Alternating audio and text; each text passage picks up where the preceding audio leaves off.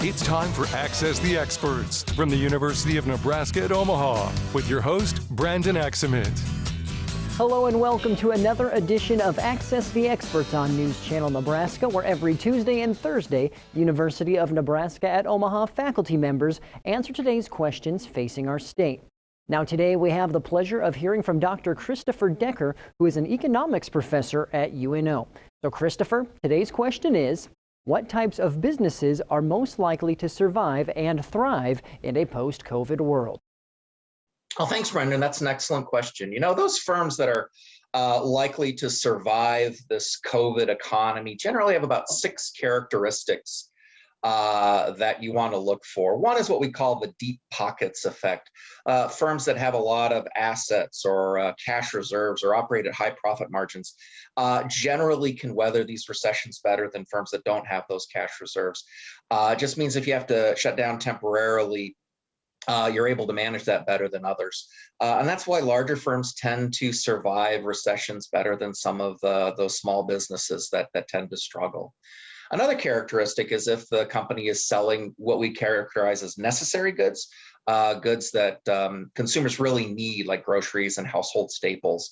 Those companies that sell kind of non-essential goods, like specialty retailers, come to mind, are in a lot of trouble. In fact, Neiman Marcus and Pier 1 have recently filed for bankruptcy.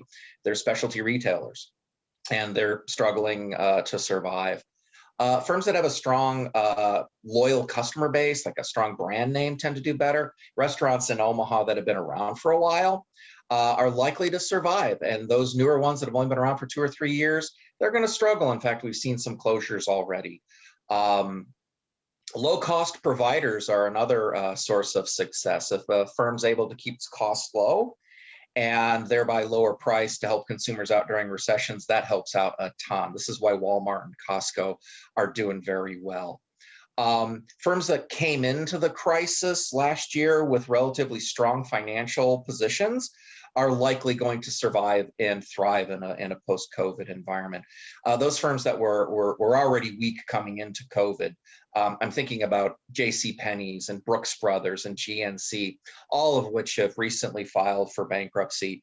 They had weak financials coming into this severe recession and are not likely to survive. And finally, perhaps most importantly, those firms that are able to adapt to the new technologies better than others are likely going to be the winners. It's been amazing to watch a lot of companies transfer to this remote delivery of goods, and this online delivery of goods and tracking orders has been remarkable. That's here to stay. There's going to be a new economy in a post-COVID world, and it's those firms that are able to embrace and really tap into that new technology that are going to be the winners, that are going to survive. So those are the characteristics that you really want to pay attention to in terms of identifying those firms that are likely to succeed. If you have any other questions, please don't hesitate to contact me. You can find me at unomaha.edu, and thank you. Well, thank you, Christopher, for sharing your expertise on the topic. For our viewers at home, we want you to interact with UNO's experts. So if you have a question that you want answered, go to newschannelnebraska.com and click on the Access the Experts link to submit your question.